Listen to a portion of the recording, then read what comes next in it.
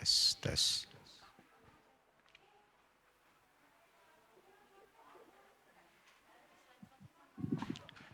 Ya, silakan masuk.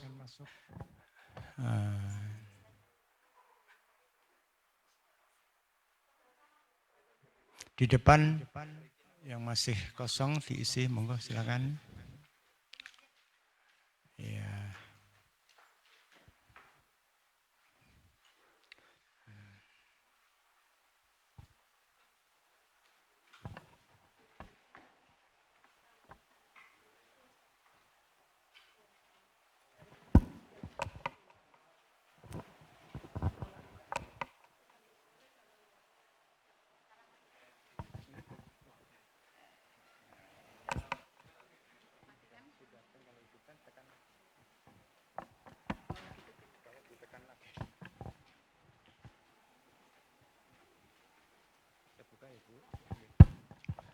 Assalamualaikum warahmatullahi wabarakatuh. Selamat siang, salam sejahtera. Saudara-saudara mahasiswa Magister Pendidikan Dasar Universitas Muria Kudus semester 1 yang kami cintai dan yang terhormat Ibu Kaprodi MPD, Ibu Dr. Sri Utaminingsih MPD. Siang hari ini, saudara-saudara, kita melanjutkan matrikulasi yang hari Kamis yang lalu. Oh, ya, betul ya. Oh, Jumat apa Sabtu ya. Jumat yang lalu kita telah mengikuti dan saudara-saudara mengikuti melalui Zoom, aplikasi Zoom, dan saat ini saudara-saudara gantian yang hadir di gedung ini, Direktorat Rantai 4 dan rekan-rekan saudara itu berada di tempat masing-masing.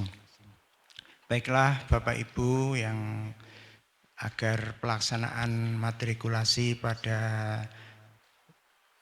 siang hari ini yang akan disampaikan oleh Ibu Kaprodi berjalan dengan lancar, marilah kita buka dengan membaca Ummul Kitab Alaniyah Al-Fatihah.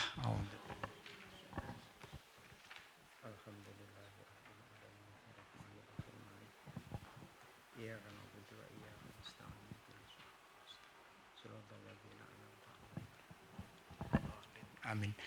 Terima kasih, dan selanjutnya saya serahkan sepenuhnya kepada Ibu Dr. Sri Utaminingsih MPD. Monggo Bu. Terima kasih.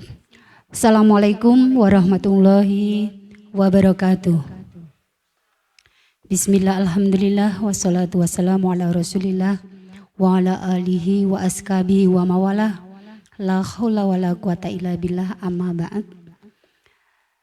Yang kami hormati Bapak Dr. Suat MPD, beliau selaku Sekretaris Program Studi Magister Pendidikan Dasar, dan Bapak Ibu segenap mahasiswa baru Program Studi Magister Pendidikan Dasar yang saya cintai dan saya banggakan.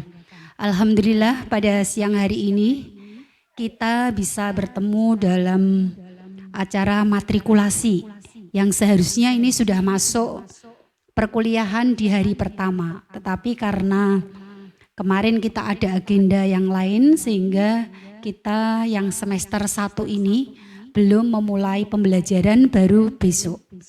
Kita ini kuliahnya adalah Jumat Sabtu, kecuali nanti ada beberapa dosen yang mungkin karena sesuatu hal kuliahnya mungkin tidak hari Jumat dan Sabtu, mungkin bisa saja Kamis. Jadi mohon dimaklum, tetapi insya Allah tidak akan mengganggu aktivitas atau kegiatan Bapak Ibu mengajar, yaitu pada pagi hari ya. Rata-rata ini kayaknya semua sudah mengajar. Sudah mengajar ya. Ini dari mana saja ini? Oh, Rembang, Kudus, Pati, Jepara, ya. Oh, ada dari Demak juga? Iya. Oh, tetangga juga, malah sudah ada yang tahu tetangga gitu ya. Ya, jadi ini adalah angkatan yang ke-10 ya Pak ya. Panjenengan semua adalah angkatan yang ke-10. Selamat bergabung di Universitas Muria Kudus. Kalau ada beberapa, kita itu sudah lulusan yang keberapa Pak? Keempat ya, kalau lulusan baru yang keempat itu ya. Keempat kita baru meluluskan 4 kali lulusan, tetapi kita sudah 10 angkatan gitu ya. Kok baru 4 ya? 4 atau 5 ya? Saya tidak menghitung gitu ya. Kegiatan matrikulasi pada siang hari ini sebetulnya tujuannya apa? Kok tidak langsung pembelajaran? Pada semuanya saya rasa sudah memahami terkait dengan mata kuliah di dalam matrikulasi. Kemarin Bapak Ibu sudah mengikuti matrikulasi bersama Bapak Rektor, yaitu terkait dengan penyusunan karya ilmiah, kemudian dengan Bapak Dr. Murtono selaku WR1 terkait dengan teori dan dasar pendidikan ya. Kemudian ini bersama saya terkait dengan dasar-dasar penelitian pendidikan. Anda semua nanti di semester 1 ini ada mata kuliah terkait dengan penelitian pendidikan. Sebetulnya saya ingin bertemu ini hanya sekedar sharing saja. Jadi kalau di sini nanti saya namakan selain matrikulasi, saya beri nama rembuk prodi, begitu ya. Tujuannya apa Bapak Ibu?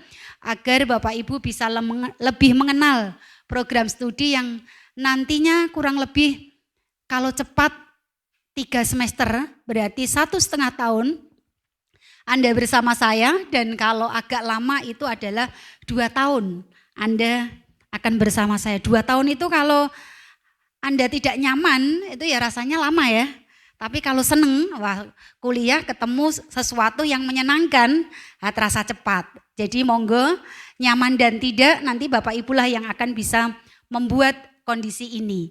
Kami dari program studi hanya bisa memfasilitasi, terutama saya selaku ketua program studi, insya Allah akan berusaha melayani Bapak Ibu selama menempuh pendidikan di S2 Magister Pendidikan Dasar ini. Sebisa kami, dan kami berharap semuanya itu bisa lulus cepat. Nah, lulus cepat itu 3 semester Bapak Ibu, jangan dikira 2 tahun ya. Iya, jadi setiap angkatan pasti ada yang lulus cepat, 3 semester itu pasti ada. Jadi ada sekitar 5, 7 itu seperti itu. Jadi saya berharap ini angkatan ini adalah berjumlah sekitar 80, tetapi ada beberapa yang mengundurkan diri. Jadi biasanya kita lebih dari 100, tetapi karena kita menyiapkan program studi keunggul, maka pada tahun akademik ini kami tidak terlalu banyak menerima mahasiswa. Jadi kita targetkan hanya 4 kelas, setiap kelas adalah 20. Itu sesuai dengan standar Bapak Ibu. Kalau S1 mungkin lebih dari 40 gitu ya kalau sosial. Tetapi kalau S2 sesuai dengan standar ideal adalah 1 kelas itu hanya 20. Jadi mohon dimaklum Bapak Ibu, loh sebetulnya kan bisa digabung ya, katakanlah 20, 20, 40, 1 kelas 40, kan bisa, ya bisa saja digabung, tetapi kita berusaha untuk mempersiapkan prodi dalam rangka menuju akreditasi unggul atau akreditasi A. Jadi di sini perlu kami sampaikan bahwa program studi Magister Pendidikan Dasar ini termasuk mudah, kita mendapat izin pada tahun 2016, kalau ini 2020 berarti baru berapa tahun Bapak Ibu? 4 tahun ya. Pada tahun 2018 pada akreditasi pertama kami berusaha untuk akreditasi pertama ini B. Tetapi saat ini di perguruan tinggi sudah tidak ada istilah akreditasi A, B, C Bapak Ibu. Jadi sekarang sudah dengan adanya regulasi baru, akreditasi program studi maupun institusi itu sudah tidak ada ABC. Lah apa sekarang? Sekarang hanya ada unggul, itu kalau dulu A, kemudian B itu baik sekali, dan C itu adalah baik. Saya tidak tahu kalau syarat misalnya untuk studi Bapak Ibu itu ada syarat minimal kalau melanjutkan itu harus di program studi terakreditasi apa? Ada minimal tidak Bapak Ibu? Ada ya. B, kalau B berarti tidak baik saja Bapak Ibu. Sekarang Bapak Ibu harus mencari yang baik sekali gitu ya. Karena sekarang istilahnya ada 3 tersebut. Baik Bapak Ibu, itu sebagai pengantar sebelumnya kenalan. Nah, ini nama saya, mohon dicatat alamat dan nomor HP saya.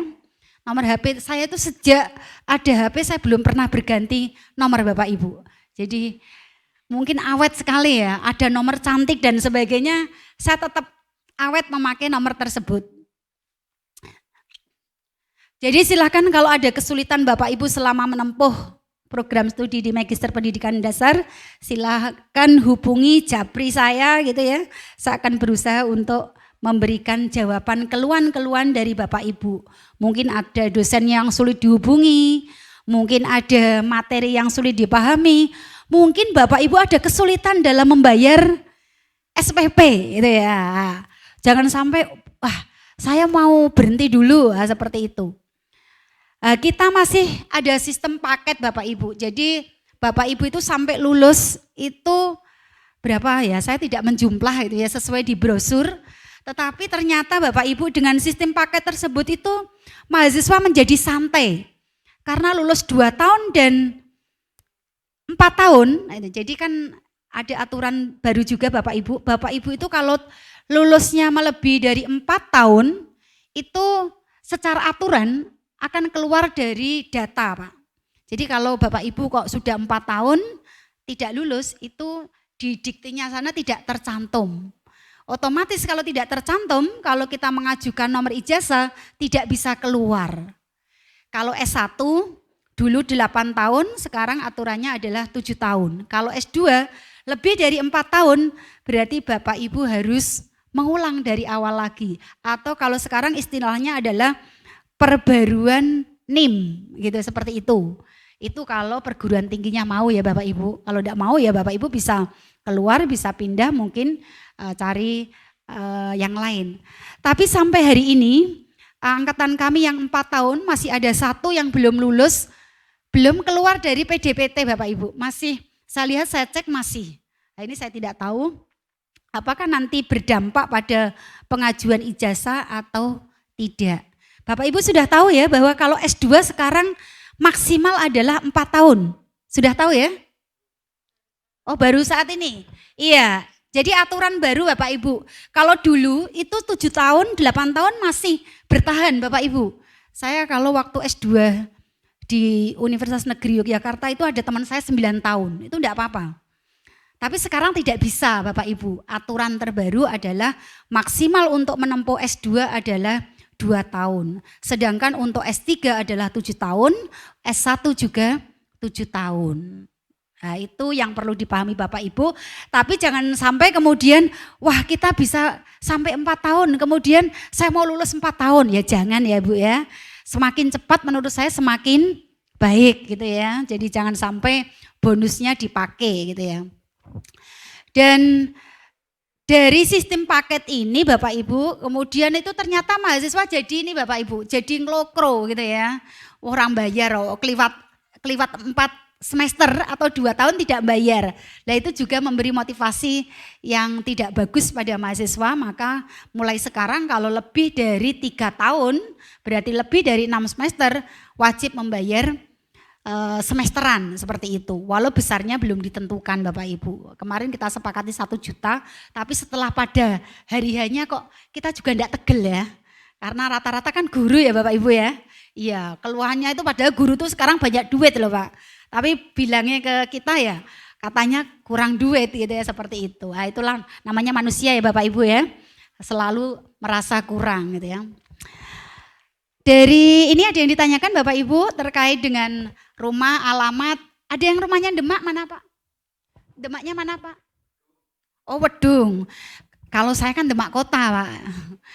Namanya kecamatan memang Demak Kota, kalau Wedung itu pinggiran sana ya Pak ya, laut gitu ya. Iya. Jadi kalau saya di kota itu memang nama kecamatannya adalah Demak Kota.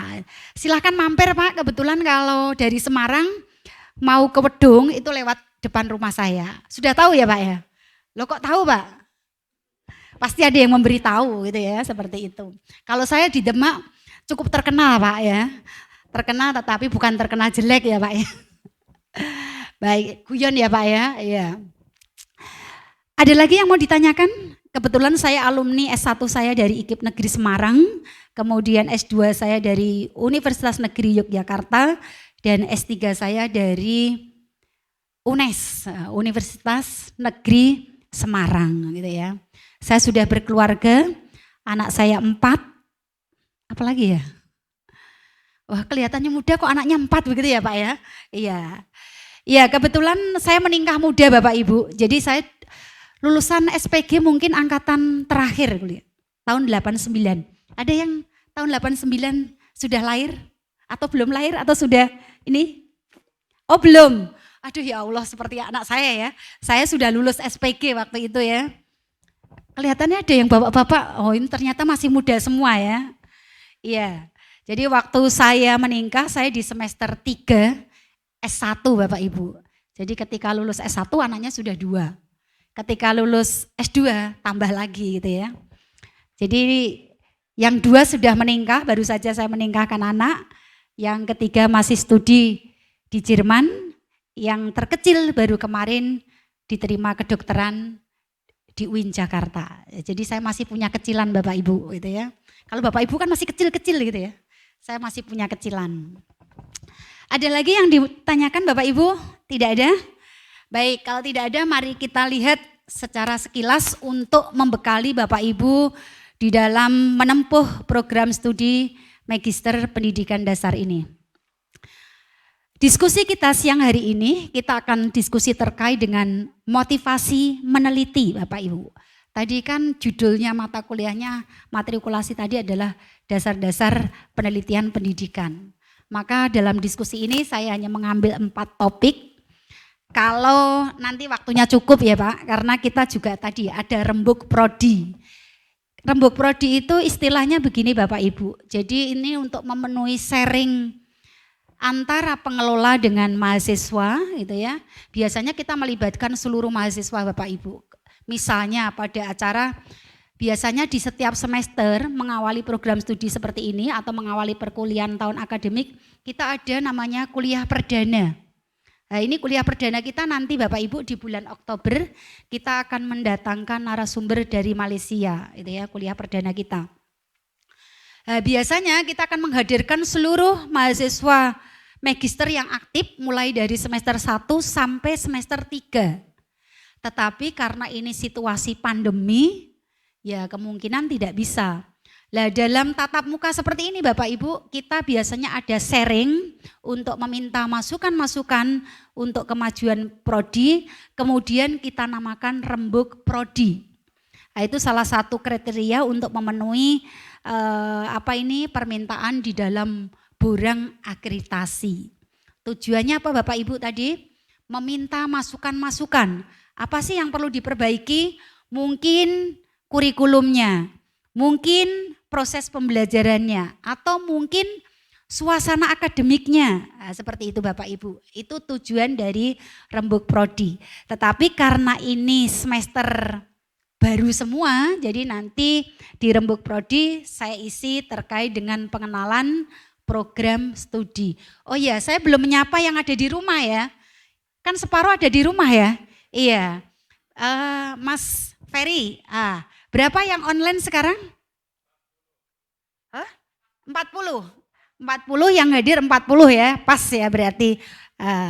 Selamat siang yang di rumah mungkin tidak bisa menjawab, tapi mudah-mudahan mengikutinya tidak sambil tidur ya, atau mungkin sambil yang lain gitu ya. Karena kalau tidak mengikuti ini nanti Bapak Ibu akan tidak mendapat bekal dalam menempuh program Magister Pendidikan Dasar selama kurang lebih 1,5 tahun atau 2 tahun gitu ya. Tadi yang terkait motivasi meneliti, kemudian yang kedua terkait pemahaman tentang penelitian pendidikan, kemudian apa dan bagaimana penelitian yang baik, kemudian ruang lingkup penelitian pendidikan, dan penelitian untuk tesis. Bapak Ibu perlu kami sampaikan kuliah S2 itu mudah Bapak Ibu, sebetulnya mudah. Waktu kuliah gitu ya, teorinya Bapak Ibu itu kan masih rame-rame ya. Waktunya kuliah berangkat, janjian seneng gitu ya. Yang penting masuk kelas, kalau lewat Zoom ya yang penting masuk Zoom, kemudian videonya dimatikan, entah sambil tiduran, sambil ngopi, sambil makan, sambil ngomong enggak masalah. Begitu juga kalau tidak suasana pandemi Bapak Ibu masuk kelas, kemudian sambil ngantuk-ngantuk gitu ya, dengerin dosen, asal datang terus Bapak Ibu, absensinya penuh, saya jamin nilainya tidak akan dapat nilai B. Pasti minimal AB Bapak Ibu. Bayangkan, murah sekali ya. Murah ini nih. Saya sampai malah kemarin itu ada dosen satu kelas mendapat nilai A semua. Wah itu saya kritik saya dosennya ya. Kemarin pada saat rapat awal semester sudah saya sampaikan. Tidak boleh memberi nilai masa A semua. Ini saya jadi tanda tanya gitu ya. Apa memang kemampuannya sama atau mungkin ada faktor X gitu ya. Faktor X itu apa kira-kira? Ya dosennya mungkin males gitu ya.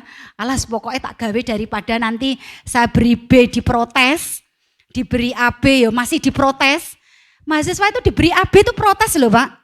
Itu mahasiswa S1 PGSD itu kalau pas yudisium dapat AB itu sering protes. Padahal saat saya zaman kuliah Bapak Ibu mencari nilai B itu susahnya minta ampun zaman saya gitu ya. Tapi sekarang dengan adanya kurikulum pendidikan tinggi yang sebelumnya adalah kurikulum KBK, Bapak Ibu dengar kan kurikulum KBK?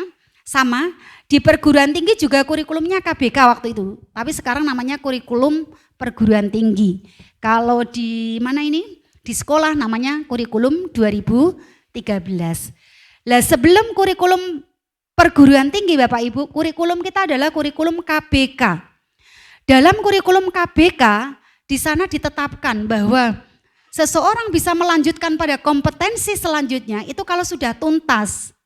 Berarti kalau dia sampai akhir, berarti kan sudah tuntas. Padahal batas ketuntasannya adalah B atau baik.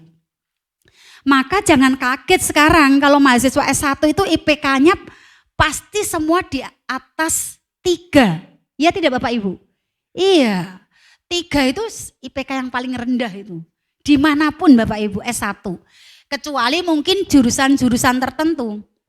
Mungkin jurusan kedokteran atau teknik. Tetapi kalau memahaminya pun sekarang saya lihat di Undip, kalau zaman suami saya itu kuliah teknik juga sulitnya minta ampun cari nilai B.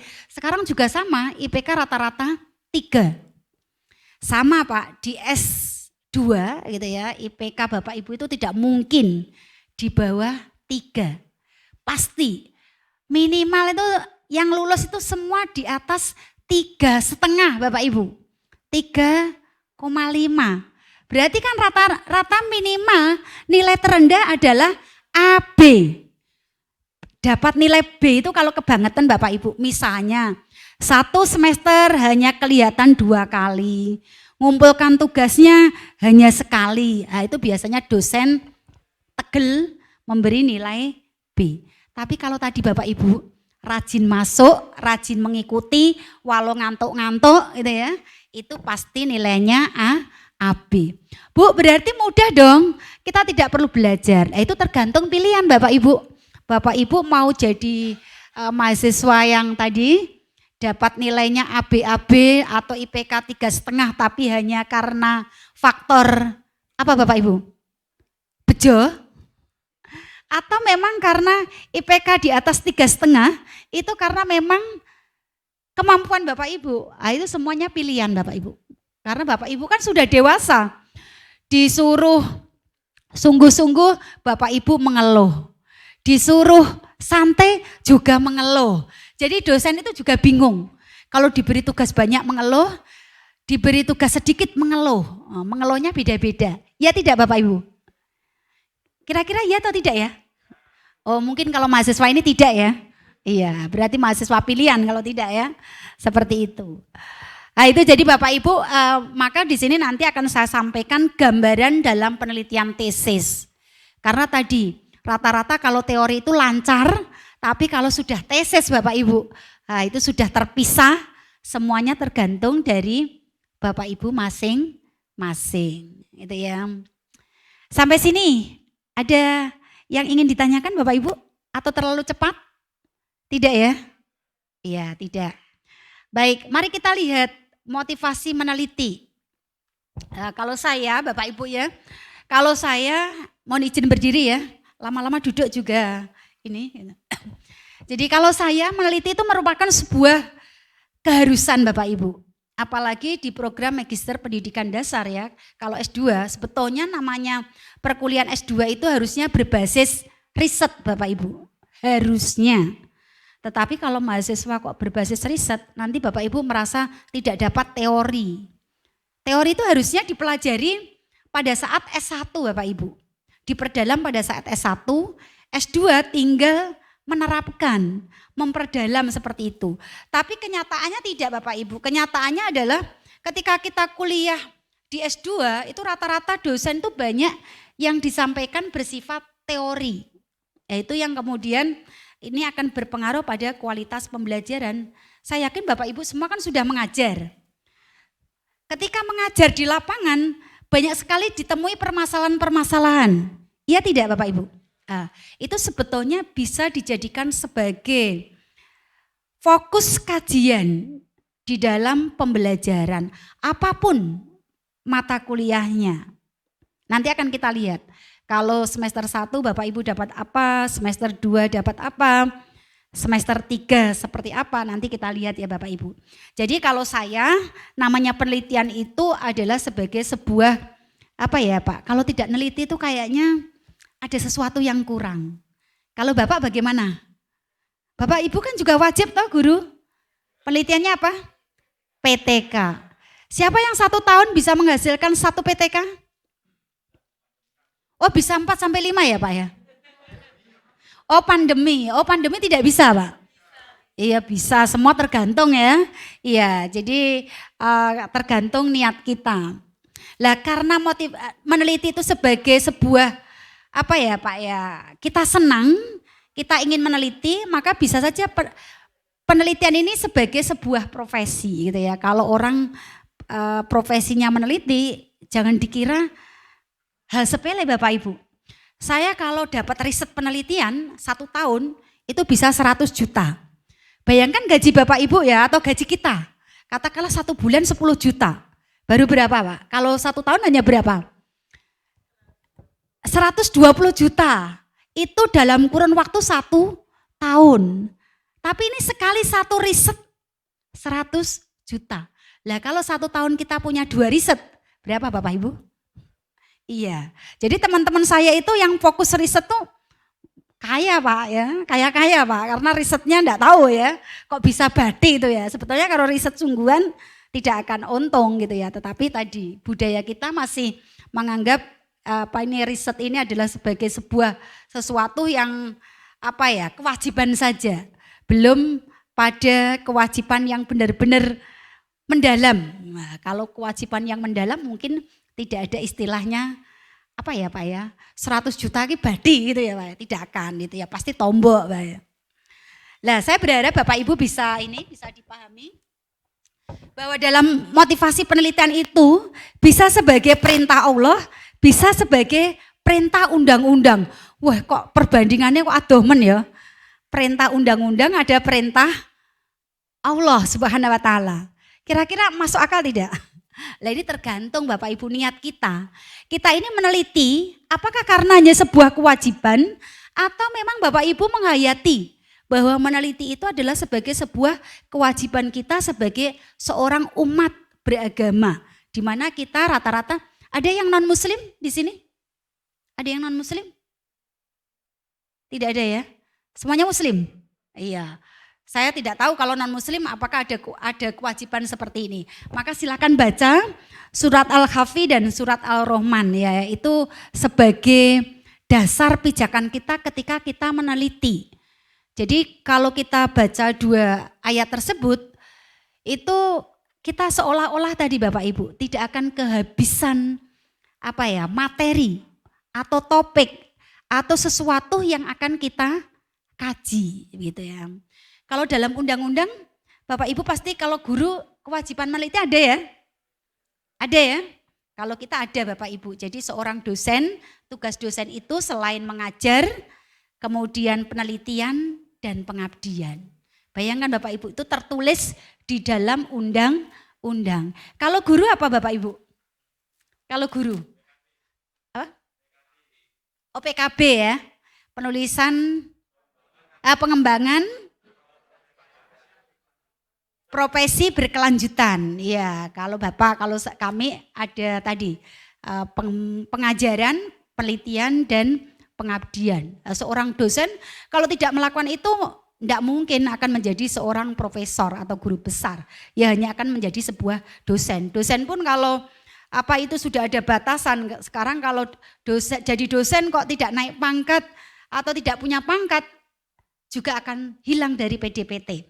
Dosen kok 3 kali serdos tidak lulus juga akan kehilangan hak sebagai dosen Bapak Ibu. Kalau Bapak Ibu, kalau sergu sekarang PPG ya. Ya, kebetulan saya dulu ikut mengajar PPG itu mulai tahun 2012 sampai 14 di UPGRIS. Mungkin kalau sekarang Bapak Ibu PPG ya. Iya. Nah, ini kebetulan saya juga tahun ini saya juga menjadi asesor PPG di UPGRIS bersama Bapak Ibu dari LPMP. Gitu ya. Ada yang sekarang menjadi peserta PPG prajabatan? Enggak ada ya. Semuanya sudah PPG ya? Iya. Oh, PLPG dulu ya. Iya, dulu PLPG. Alhamdulillah kalau sekarang PPG ini pusing Bapak Ibu. Kita kan berbasis online ya. Saya sebetulnya kalau disuruh ditawari itu saya sebetulnya tidak mau. Tapi sudah kasep Bapak Ibu. Jadi mau tidak mau saya jalani. Saya sudah diberi jadwal tapi belum saya lihat. Karena pusing dengan sistem online. Dulu saya pikir kan ada tatap muka seperti ini. Bisa refreshing gitu ya Bapak Ibu ya. Ya ternyata tidak itu ya. Kita sekarang lewat online dengan LMS gitu ya. Seperti itu.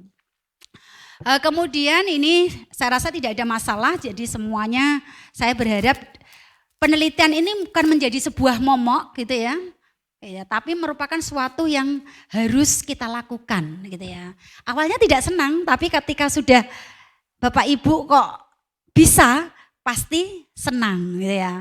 Tapi kalau Bapak Ibu tidak mencoba, saya ada teman guru Bapak Ibu. Teman guru itu sukanya membuatkan PTK.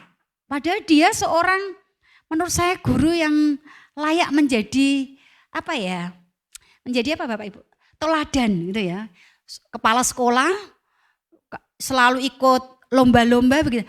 Tapi kok ada sampingannya mengerjakan atau tadi memproyek PTK temen gitu ya. Saya kok ini ya. Kenapa?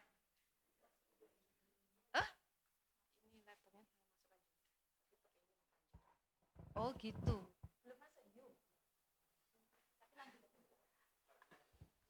Lah, sejak tadi belum Zoom. Sudah.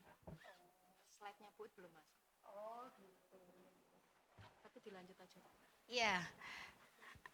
Tapi suaranya terdengar ya. Oke. Iya, jadi saya berharap di sini tidak ada mahasiswa yang nyambi tadi jahit ke gitu ya Bapak Ibu ya. Iya. Karena tadi sudah perintah undang-undang seorang guru tadi harus melakukan penelitian. Jadi mohon kebiasaan itu nanti Bapak Ibu akan berdampak pada penyusunan tesis. Kemarin ada beberapa mahasiswa yang sudah ujian tesis Bapak Ibu. Bagus laporannya. Wah, diri-diri gitu. Tetapi tidak memahami, ditanya itu enggak connect sama sekali gitu ya. Itu ada beberapa mahasiswa yang penelitiannya itu adalah penelitian kuantitatif atau ex post facto atau korelasi Bapak itu ya. Tapi ini bukan mencari hubungan, tapi mencari pengaruh. Ada yang memakai regresi, ada yang memakai ANAVA, ada yang memakai SEM. Pernah dengar SEM Bapak Ibu? SEM itu adalah alat analisis yang saat ini mungkin paling canggih gitu ya, atau tertinggi gitu ya. Ada kemarin mahasiswa kami yang ujian 2 variabel bebas itu memakai analisis SEM. Saya bertanya, wong hanya 2 variabel bebas, 1 variabel terikat, kok pakainya SEM? Wong pakai regresi aja bisa, lah kok susah-susah, saya bilang gitu. Dan ketika ditanya ternyata tidak connect gitu ya. Pasti kita sudah tahu semuanya, pasti ini jahit ke gitu ya. Tetapi Bapak Ibu saya beri catatan ya. Mahasiswa itu kalau sudah ujian tesis, entah tesisnya benar atau salah Pak, itu enggak ada dosen yang tegel tidak meluluskan Bapak Ibu. Dicatat ayam ya. Iya daripada takut gitu ya. Iya. Ini kelemahan kami Bapak Ibu. Iya, mungkin kalau di prodi lain masih itu ya. Tapi di prodi kami itu sudah ujiannya fatal kesalahannya.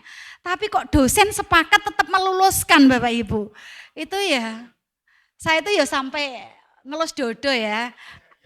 Iya, jadi iya, mungkin Bapak Ibu ya. Tapi saya juga setuju Bapak Ibu. Karena apa? Takutnya ya tidak diluluskan. Kemudian apa Bapak Ibu? Patah semangat. Kemudian tidak dilanjut. Kan kasihan juga ya. Iya. Apa Pak? Oh gitu. Ya tidak Pak gitu ya. Kita punya alasan tadi Pak. Alasan psikis Pak. Jadi kita khawatir tadi kalau mahasiswa tidak, karena kan lebih baik menolong tadi Pak, menolong 1 orang dibanding menghancurkannya kan, wong guru, filosofinya guru kan begitu ya. Iya kita sama, jadi Bapak Ibu jangan takut kalau besok sudah menyusun tesis, sudah ujian, benar salah pasti lulus gitu ya. Dan saya lihat Bapak Ibu, sampai hari ini tesis mahasiswa yang memperoleh nilai B itu baru mungkin 3 mahasiswa. Lainnya pasti A, B, dan A gitu ya. Itu seperti itu ya. Lah kenapa kok nilainya juga seperti itu? Berarti dosennya baik-baik ya Bapak Ibu ya? Iya, dosennya baik-baik ini ya. Ya tadi Bapak Ibu, karena tadi kita punya pengalaman juga, semua yang mengajar di ini kan juga pernah menjadi mahasiswa. Saya dulu Pak, selalu angkatan saya waktu ngambil S2 dan S3 pasti ada yang tadi Pak lulus itu apa ya Pak ya, lulus itu sampai tadi 8 tahun 9 tahun seperti itu ya. Nah itu kalau saya tuh berhasil memotivasi itu rasanya seneng Pak, itu secara pribadi saya. Karena apa, banyak teman saya yang kalau sudah kelewat 5 tahun itu lihat lembaganya itu sudah trauma, lewat itu rasanya koyoknya ya. Walau dia enggak mengucap Bapak Ibu, tapi saya menilai, dengar namanya Universitas Negeri Semarang gitu rasanya dia sudah langsung pergi seperti itu ya. Nah, saya tidak ingin mahasiswa saya sudah mengenal UMK tiba-tiba kemudian mengalami trauma gitu ya. Kalau mau lewat UMK tidak muter-muter gitu ya. Ya seperti itu, apalagi kok membaca nama UMK, kami tidak ingin seperti itu. Kalau di S1 banyak Pak, S1 yang kemudian putus di tengah jalan tuh banyak itu ya. Tapi di S2 kami berusaha untuk semaksimal mungkin karena S2 ini adalah pengembangan Bapak Ibu. Saya yakin waktu Bapak Ibu kuliah S1 selama 4 tahun sudah banyak yang didapat dan ini hanya sebagai sebuah proses pengembangan. Jadi kami berharap bisa masuk harus bisa keluar kan begitu. Jangan sampai terjebak di dalamnya yang kemudian Bapak Ibu stres, berpengaruh pada keluarga, pada anak didik, karena tidak lulus-lulus, kalau ngajar rasanya ngamuk saja ya. Iya, karena beban. Nah, kami tidak ingin seperti itu. Begitu ya Bapak Ibu ya. Mohon dipahami, mulai saat ini kalau dengar kata penelitian, Bapak Ibu mulai senang gitu ya. Penelitian itu sebetulnya sesuatu hal yang menarik, bukan sesuatu hal yang menakutkan. Karena mahasiswa S2 harusnya pembelajaran itu berbasis riset. Maka jangan kaget Bapak Ibu, Kita jarang sekali ada ujian tuh sifatnya kok menjawab pertanyaan tuh tidak ada Bapak Ibu, jarang sekali. Kita pasti ujian itu selalu membuat mini riset atau mengkaji sesuatu seperti itu. Itu karena sudah dari dikti Bapak Ibu ketentuan bahwa mahasiswa program magister itu kuliahnya berbasis pengabdian dan riset. Jadi apa-apa yang Bapak Ibu alami di kelas, di sekolah itu akan bisa dijadikan sebagai bahan kajian di kelas apapun mata kuliahnya. Apa itu penelitian Bapak Ibu? Saya yakin tidak asing ya.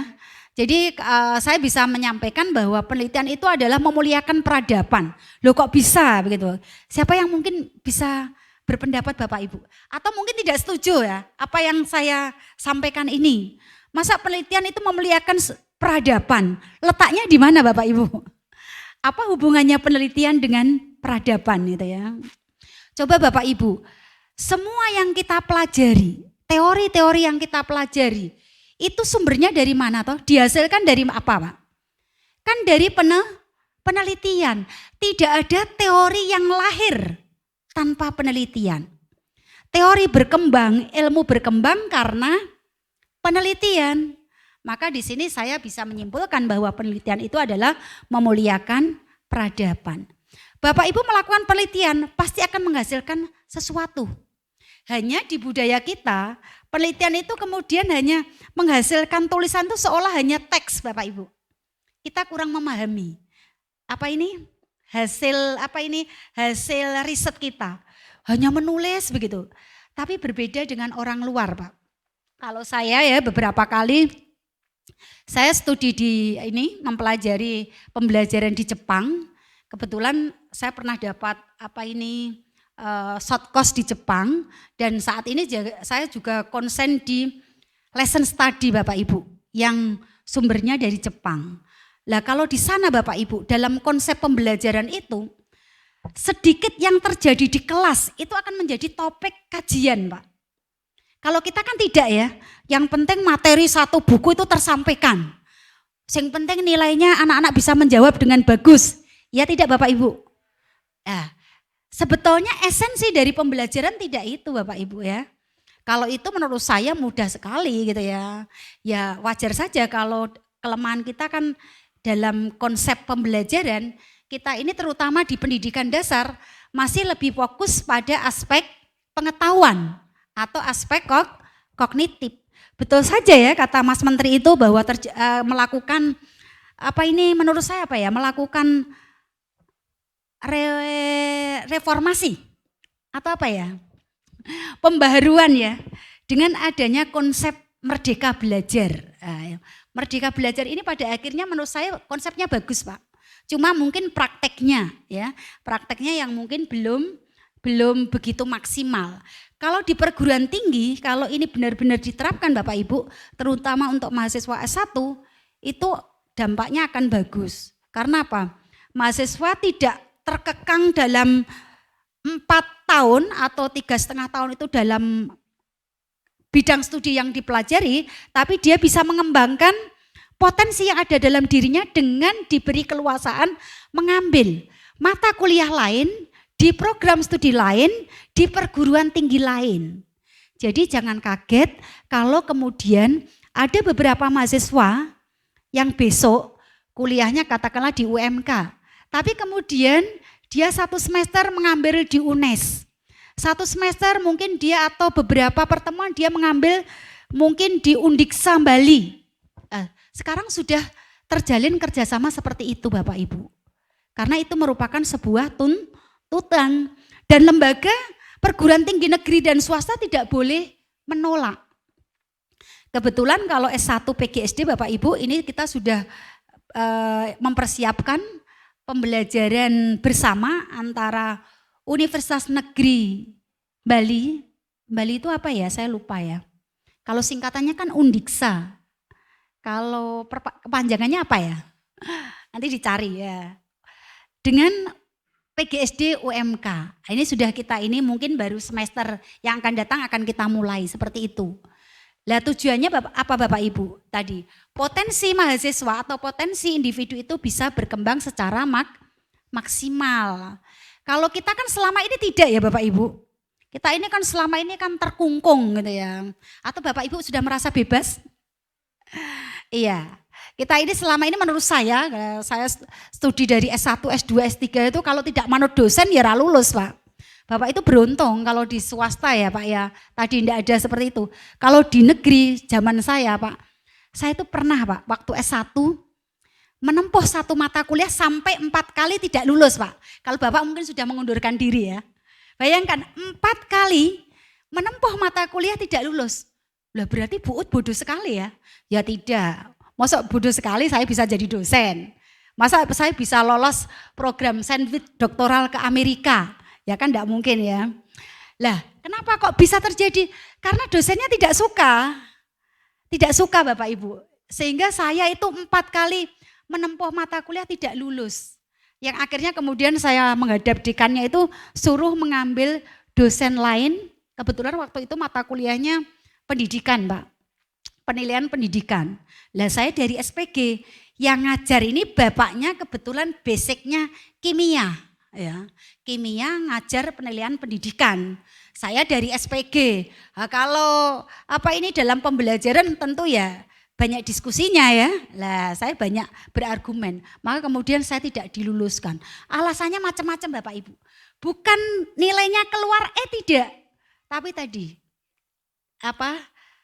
nilainya tidak keluar, sengaja tidak dikeluarkan, tidak pokoknya katanya memang nilai itu adalah hak prerogatif dosen. Itu kalau menurut dosen saya.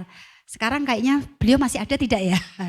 Iya, itu menjadi kenangan. Dan saya juga tidak apa-apa, ternyata saya bisa lulus.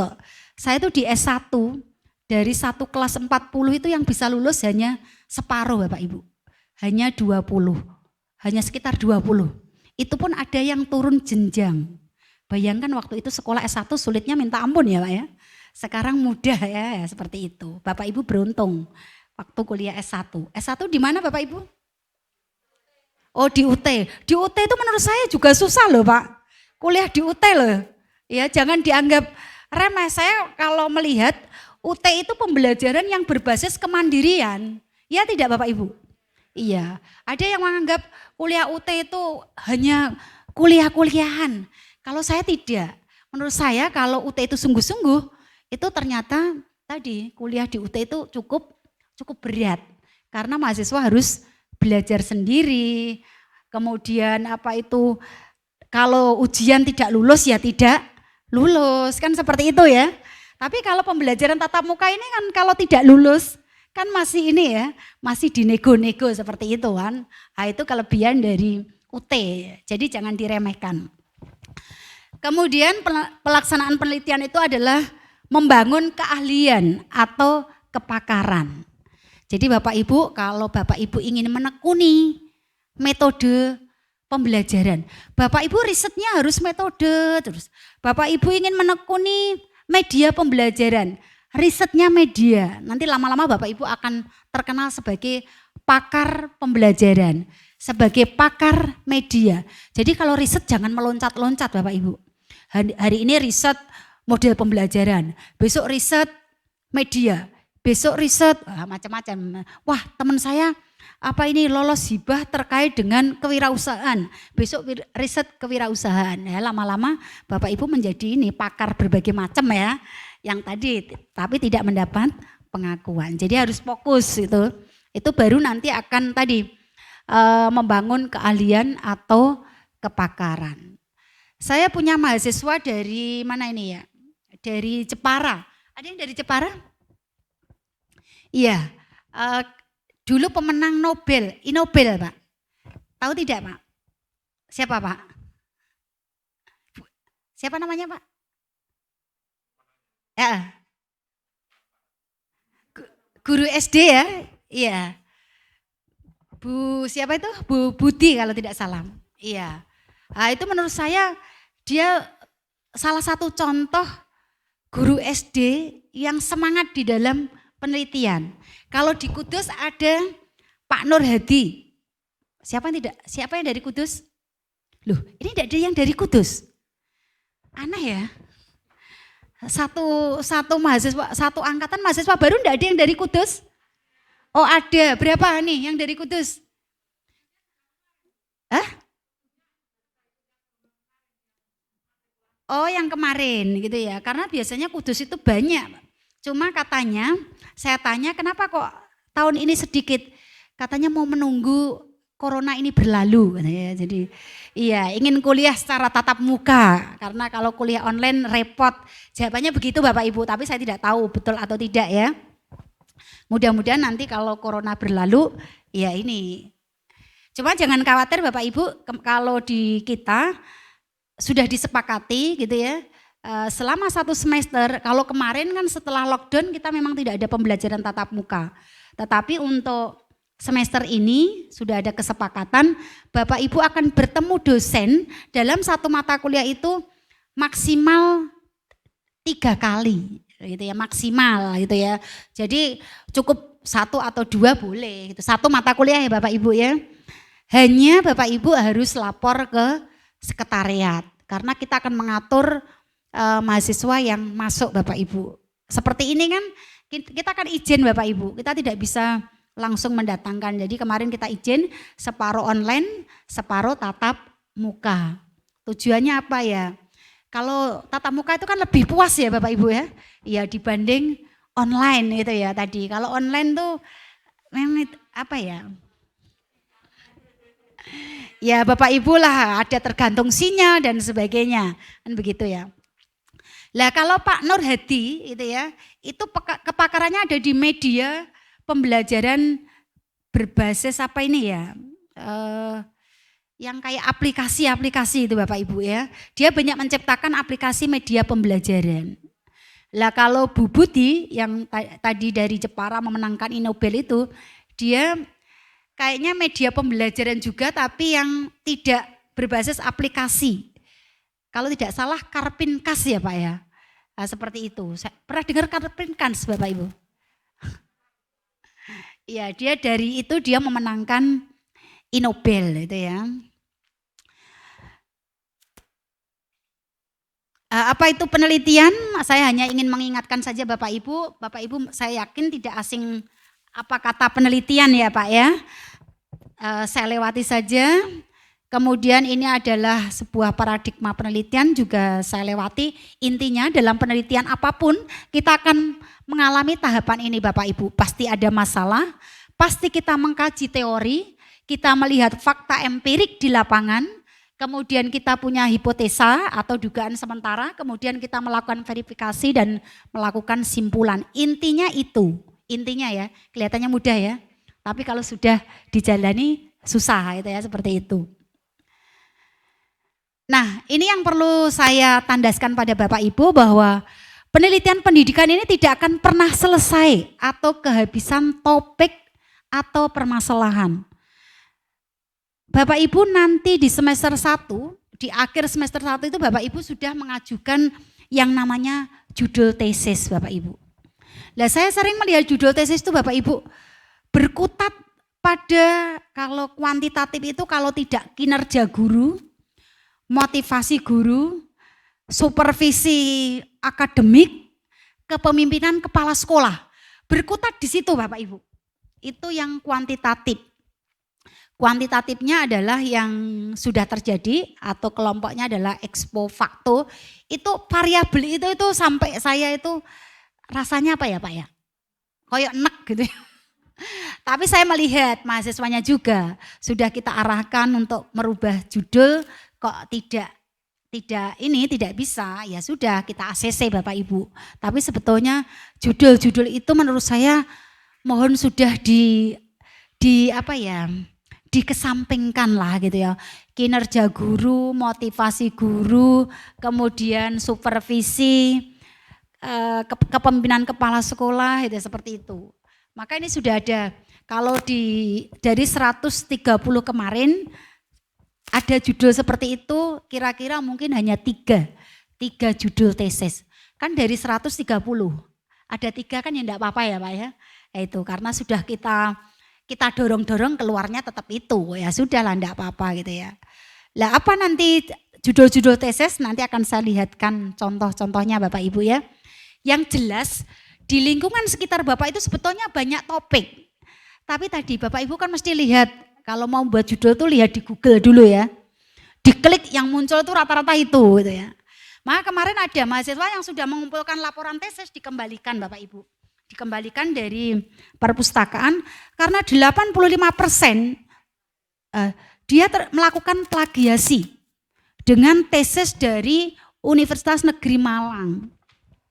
Wah itu kalau ketahuan itu ya repot lah, saya ditegur.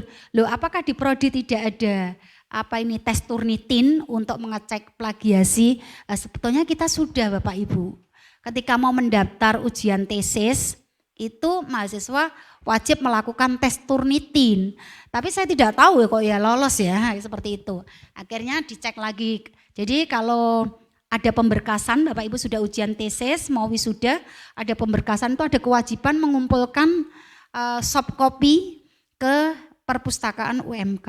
Lah di sana akan dicek lagi Bapak Ibu. Batas minimal yang diterima adalah 30%. Jadi di atas 30 pasti dikembalikan.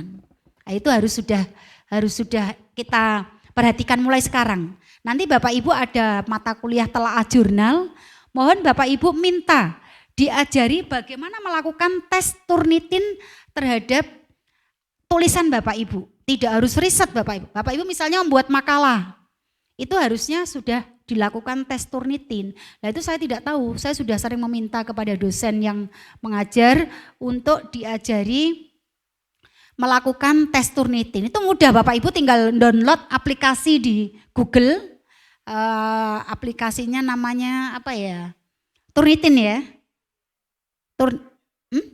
Oh banyak ya.